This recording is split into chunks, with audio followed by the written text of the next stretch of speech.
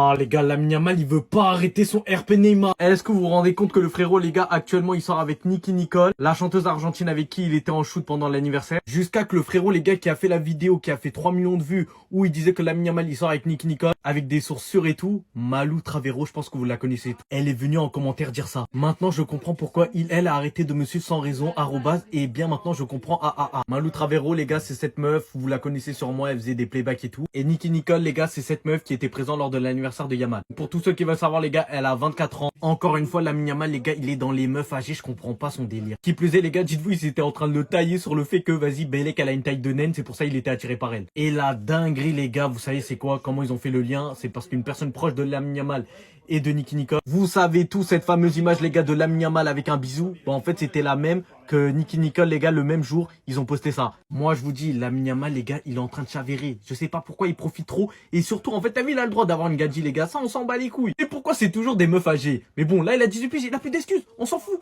La saison n'a même pas encore commencé que les voisins ils sont déjà en train de chercher des excuses. Non les gars, c'est pas sérieux. Loin de moi l'idée de créer de la fitna. Mais les gars, c'est pas sérieux.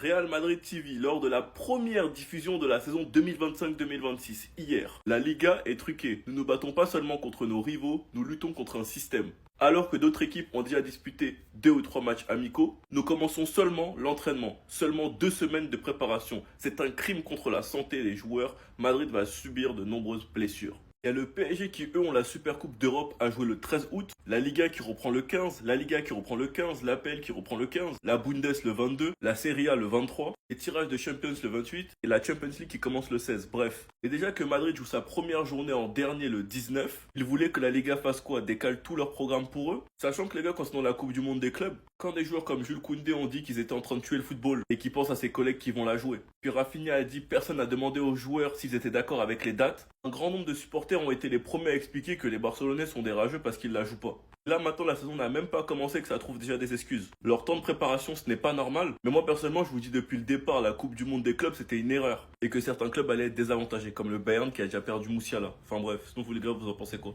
Rendez-vous sur Snap, on s'ennuie. Rafinha, c'est ça le connard, j'espère sur RP Ronaldo, c'est que pour la pré-saison, hein. Et qu'après, il va refaire ses tresses de Coco Jojo, et il va se remettre à marquer. Parce que là, il commence déjà à bicrave les passes derrière Yamal, et c'est pas carré ça. C'est vrai qu'aujourd'hui, face à Yakuza Gang, il était pas bon. Mais vous inquiétez pas, cette saison, il est pas prêt de s'éteindre. C'est sûr, ça sera difficile de faire mieux que la saison passée. C'était niveau ballon d'or.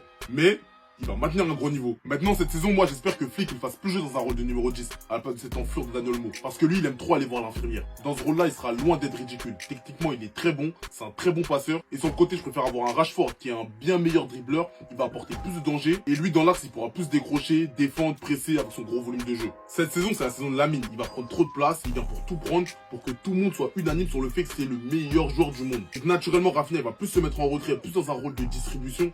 Mais vous inquiétez pas, il sera toujours au top. Et les gars, oubliez pas, abonnez-vous. Fermín Lopez a été vu quittant subitement l'entraînement du FC Barcelone hier et c'est vraiment pas bon signe. On a appris hier que Manchester United préparait une offre de 70 millions pour le joueur et le voir quitter subitement l'entraînement comme ça, c'est inquiétant pour ceux qui veulent qu'il reste. Et c'est là où j'ai une théorie.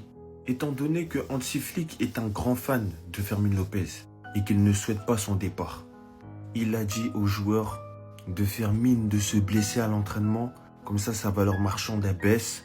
Les clubs qui sont chauds sur lui, ils réfléchissent à 2 fois. Parce qu'en général, un club qui réfléchit bien veut un joueur fonctionnel directement.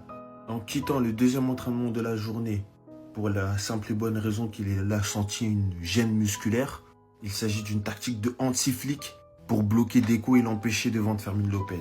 Voilà ma théorie les gars. Franchement, dites-moi ce que vous pensez de ma théorie, les gars. Elle est un petit peu tirée par l'anus. Et dites-moi si pour vous, c'est une bonne idée de vendre Fermín Lopez. Sachant que l'année prochaine, il sera peut-être le 3e 10 dans la hiérarchie. C'était Jorginho do Brasil. Et dites-moi ce que vous pensez de tout ça. Bao. Il y a bien un seul joueur de notre génération qui est en capacité de me hyper après un match. Je pense que c'est Neymar. Bravo encore, tu m'as fait retomber dans mes travers. Il n'y a aucun joueur qui m'a autant feinté que lui dans ma vie. Mais là, je suis encore obligé d'y croire. J'ai vu des highlights de son dernier match au Brésil. Oui, vous allez me dire que c'est le championnat brésilien, rien de fou, follet, etc. Moi, j'y crois en retour en Europe en décembre. Je pense qu'il a les capacités de revenir en Europe, de se préparer de la meilleure des manières pour aller jouer la Coupe du Monde en été 2026 avec le Brésil, parce que c'est ce qui va se passer. Les gars, il est trop fort. Et il lui reste du football, sans parler de son flow. Parce que débat parallèle. On peut faire un débat parallèle ou pas? Neymar, le style, il va jamais le perdre, frère. Ses contours, ils sont montés jusqu'à... Mais il perd pas. Hier, il a appliqué un flow. Parce qu'il faut en parler aussi, ça fait partie du joueur, ça fait partie du footballeur. Je pense que c'est sa dégaine aussi qui nous enjaille. On peut se le dire entre nous. On peut se le dire. Il va jamais le perdre, son flow, il est éternel, Neymar. Même sous Umbro, hein, il envoie, les gars. Tout ça, là, les bandes sur les mains, les manches. Peut-être c'est un joueur NBA, on s'en fout. Mais hier, il nous a sorti une performance face à Juventud, ou je sais pas comment on appelle ce club-là. Elle vaut le détour. 2 buts, une passe décisive. Et allez voir les petites actions qu'il a calées. Parce que Neymar, en fait, c'est juste une histoire de condition physique. Il est censé être dans l'âge de son prime. Donc laissez-moi vous dire que s'il retrouve ses moyens à 100%, Neymar, il peut être plus qu'intéressant pour pas mal de clubs en Europe. Restez sobre, abonnez-vous les gars, ça frappe. Aujourd'hui, c'est l'anniversaire de Gavi. Joyeux anniversaire à lui. C'est un joueur du FC Barcelone, mais je dois avouer qu'il est une grande source d'inspiration pour les jeunes. Pour une raison, il est la preuve que l'on peut évoluer au haut niveau en étant nul à chier. Non mais avec tout le respect. Hein. Mais j'ai rarement vu un joueur avec autant de lacunes. D'abord, la première question qu'il faut se poser lorsque l'on aborde le cas Gavi, et c'est la plus importante. Est-il un joueur de foot? Non, honnêtement. Nul techniquement, nul physiquement, pas de coffre, pas de vista. Il a rien pour lui. Hein. Non mais c'est du jamais vu dans l'histoire du foot. Alors vous allez me dire, il s'est blessé, il s'est fait le genou, il a eu une longue blessure. C'est vrai, et il faut lui donner du crédit pour ça. C'est jamais agréable de voir un joueur, même lorsque c'est un ennemi, se blesser, et je ne le souhaite à personne. Mais la réalité aujourd'hui, c'est qu'il est nul à chier. Non, avec tout le respect. Aujourd'hui, Gavi, c'est une grande source d'inspiration pour les jeunes. Et moi, je dois avouer que je le respecte énormément pour ça. Parce qu'aujourd'hui, tu es un jeune. Tu regardes Gavi jouer. Tu te dis que le gars n'a aucun bagage footballistique. Et il a fini par jouer au FC Barcelone. Mais quelle histoire magnifique. Quelle résilience absolue. Joyeux anniversaire à Gavi. Quel joueur remarquable.